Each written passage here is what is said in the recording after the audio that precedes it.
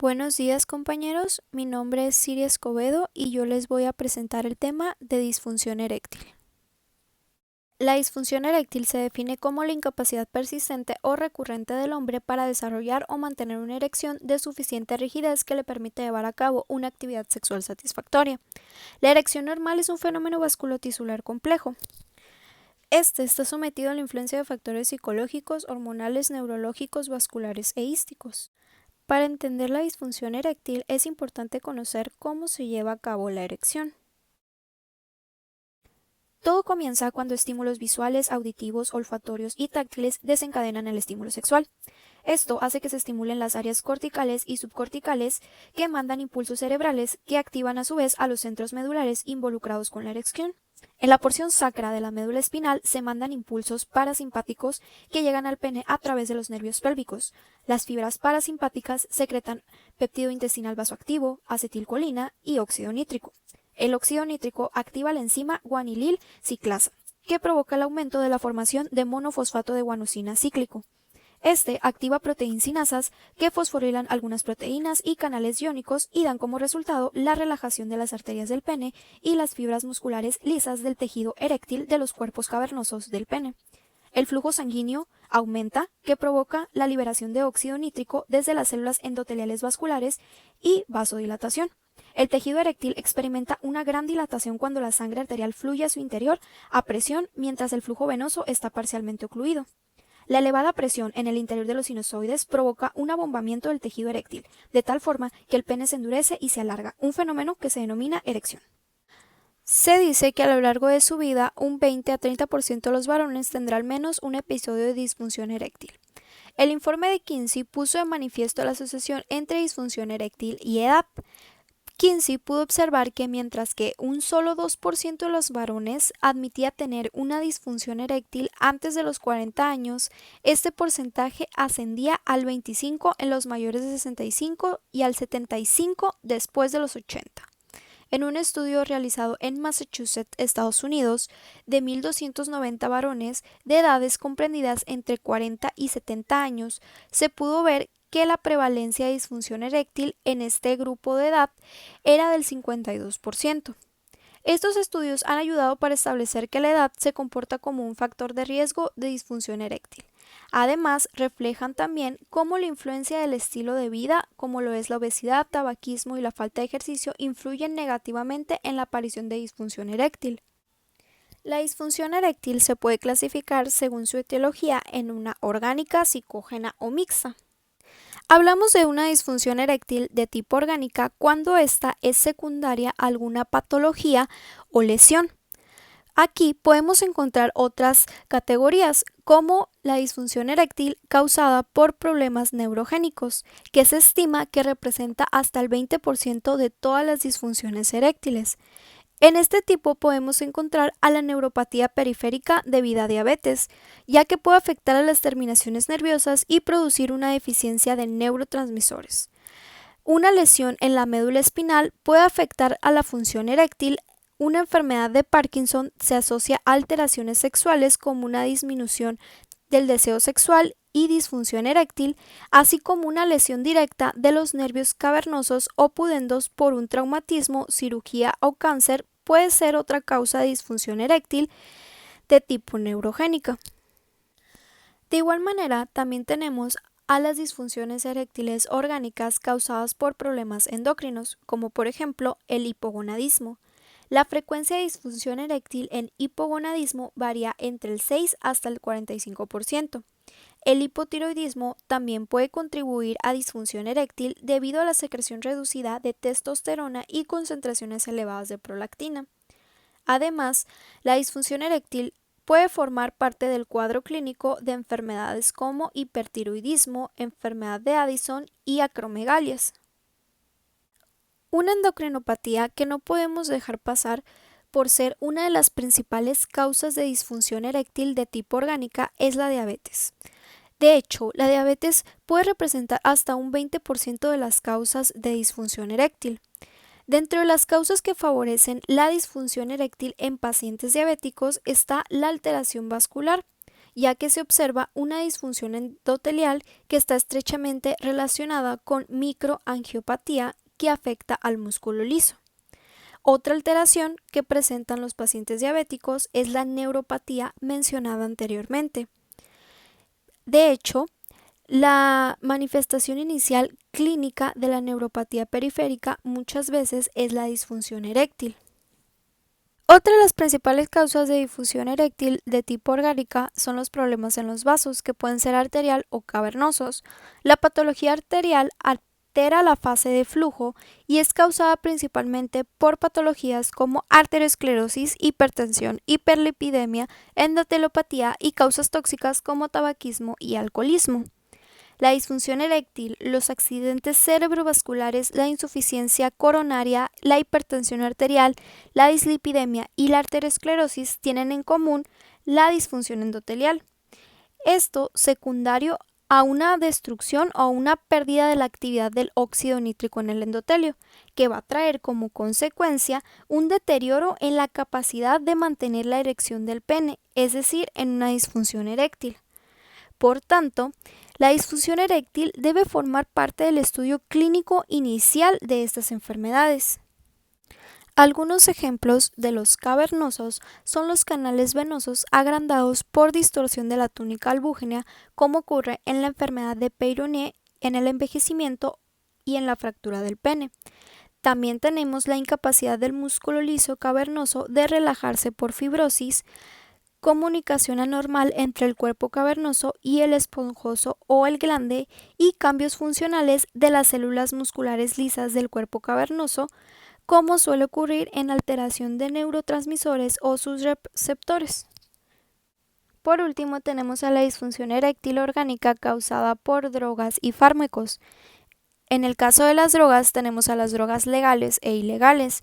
Las drogas legales que pueden causar una disfunción eréctil es el tabaco y el alcohol, y en el caso de las ilegales es la marihuana, cocaína, opiáceos y anfetaminas, por decir algunas. El tabaco causa un daño en el endotelio de la microvascularización, lo que aumenta el riesgo de padecer una enfermedad cardiovascular y por tanto también aumenta el riesgo de desarrollar una disfunción eréctil.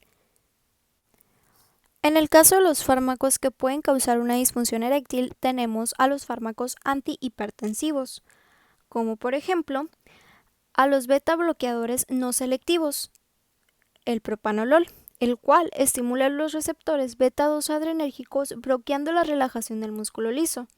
Otros antihipertensivos que también pueden causar una disfunción eréctil son los diuréticos tiazídicos.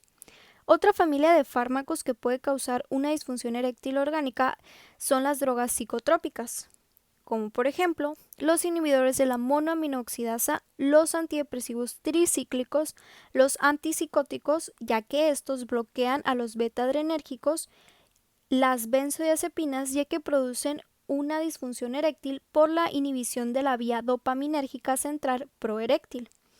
Y otros ejemplos de fármacos que pueden causar una disfunción eréctil es la espironolactona, el ketoconazol, los estrógenos, la progesterona y los corticosteroides. Además de la disfunción eréctil de tipo orgánica, también tenemos la de origen psicógena, la cual debe de sospecharse cuando no exista un factor orgánico en un paciente joven que nunca ha tenido una erección normal. Por lo general, este tipo de disfunción eréctil se suele manifestar en aquellos pacientes víctimas de abusos sexuales en la infancia, responsables de conductas sexuales violentas o que han tenido pocas parejas. También suele presentarse en aquellos pacientes con un estrés psicológico y que tienen enfermedades psiquiátricas como la depresión y la esquizofrenia. Cuando se combina una causa orgánica con una causa psicógena, tenemos como resultado una disfunción eréctil de tipo mixta. Para diagnosticar un paciente con disfunción eréctil es importante realizar un diagnóstico clínico, bioquímico y radiológico. En el caso del diagnóstico clínico tenemos que hacer una historia clínica, principalmente enfocándonos en los antecedentes del problema, desde cuándo el paciente está presentando esa disfunción eréctil. También buscar si el paciente presenta enfermedades crónico-degenerativas que pueden estar causando la disfunción eréctil, como lo es la hipertensión arterial, la diabetes, dislipidemias, entre otras, la situación social del paciente, si realiza o no ejercicio, si consume drogas, fármacos, entre otras. En el caso de la exploración física, tenemos que revisar minuciosamente el pene y los testículos. Tanto es importante ver como su apariencia y la sensibilidad de este para ver si hay algún daño en los nervios. De igual manera, es importante realizar una exploración en el cuerpo para ver si hay algún dato que nos oriente a que el paciente está presentando algún problema hormonal, como por ejemplo buscar exceso de vello o ginecomastia. De igual manera, es importante tomar la presión arterial al paciente y los pulsos periféricos. También es importante que en el diagnóstico clínico se haga un examen psicológico. El médico hace las preguntas para saber si el paciente tiene depresión y para detectar otras posibles causas que podrían estar causando una disfunción eréctil de tipo psicogénica. En el caso del diagnóstico bioquímico consiste en el análisis de sangre, en el cual se piden pruebas como la glucemia basal, la hemoglobina glucosilada, el perfil lipídico y la determinación de testosterona libre. Esto para ver si hay presencia de enfermedades como alguna enfermedad cardíaca, diabetes, niveles bajos de testosterona, que pudieran ser las causantes de la disfunción eréctil. En el caso del diagnóstico radiológico, la prueba que más se utiliza es la ecografía Doppler a color. Esta nos permite ver el flujo sanguíneo del pene del paciente. Para realizar esta prueba se debe de inyectar un vasodilatador que por lo general es la prostaglandina E1 y es bastante útil para poder evaluar una disfunción eréctil de origen vascular. Además, también nos permite ver si el tratamiento con inhibidores de la fosfodiesterasa 5 están siendo útiles.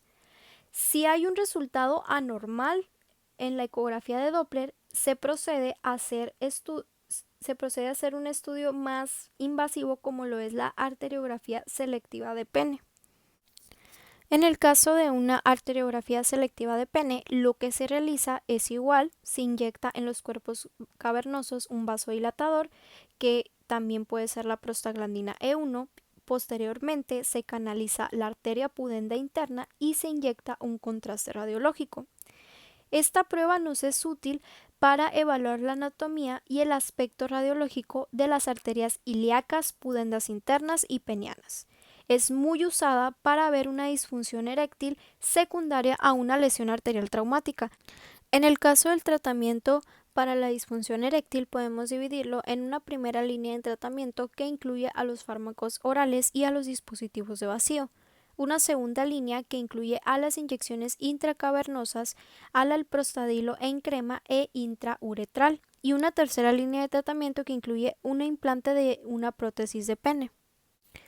Muchas de las veces el paciente es tratado con fármacos orales y resultan muy útiles. Los más populares son los inhibidores de la fosfodiesterasa 5, que incluye al sildenafilo, que es el más popular, también conocido como la Viagra, al vardenafilo o tadalafilo.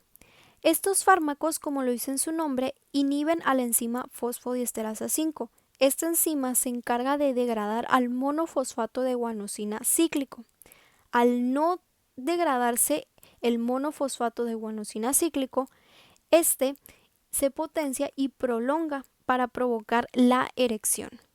Por lo tanto, estos medicamentos relajan al músculo liso y aumenta el flujo sanguíneo del pene durante la estimulación sexual.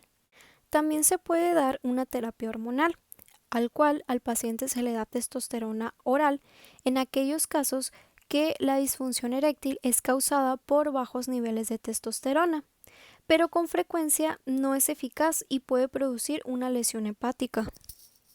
En el caso de los fármacos inyectables, como lo es el alprostadilo, este es un vasodilatador que dilata los vasos sanguíneos y produce una erección en 5 a 20 minutos, y dicha erección puede prolongarse hasta 1 hora.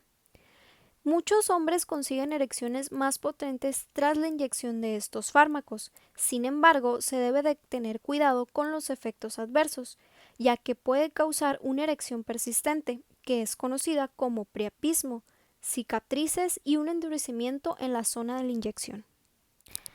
Por otro lado, tenemos a los neumáticos de vacío o dispositivos de vacío. Estos producen el aumento del tamaño y longitud del pene al atraer la sangre hacia él, a través de la creación de un vacío parcial. Este instrumento consta de tres componentes: un cilindro de plástico en el que se introduce el pene, una bomba que expulsa el aire del interior del cilindro y una banda elástica que impide el flujo de sangre desde el pene hacia el organismo y que se le coloca alrededor de la base del pene para mantener la erección tras la extracción del pene del cilindro y durante la relación sexual. De igual manera, también tenemos a las prótesis o dispositivos implantados. Estos dispositivos implantados pueden ser dos tipos: implantes inflables, los cuales alargan y ensanchan el pene por medio de una bomba en el escroto, o implantes maleables, que son varillas que le permite ajustar manualmente la posición del pene. Los posibles problemas que pueden tener estos implantes incluye la ruptura y la infección. Sin importar el régimen de tratamiento elegido, el seguimiento es esencial para asegurar resultados óptimos. Se debe buscar que el paciente cambie su estilo de vida. Se le dan recomendaciones como que limite o evite el consumo de drogas y alcohol, que deje de fumar, que haga ejercicio con regularidad, reduzca el estrés, duerma lo suficiente, trate la ansiedad y depresión y visite al médico con regularidad. Estas recomendaciones reducen la probabilidad de aparición de disfunción eréctil. Además, también es importante vigilar efectos adversos, evaluación de satisfacción o la falla que tiene el paciente con el tratamiento que se le asignó, evaluación de salud en general y la función psicosocial. Por último, y no menos importante, es de vital importancia que el paciente acuda a terapia. Muchas de las veces los especialistas emplean el tratamiento psicológico para la ansiedad en la relación sexual. De igual manera, la compañera sexual del paciente puede colaborar con estas técnicas, que incluye el desarrollo gradual de intimidad y estimulación. Estas técnicas también son bastante útiles a la reducción de la ansiedad cuando se trata de una disfunción eréctil con causa física.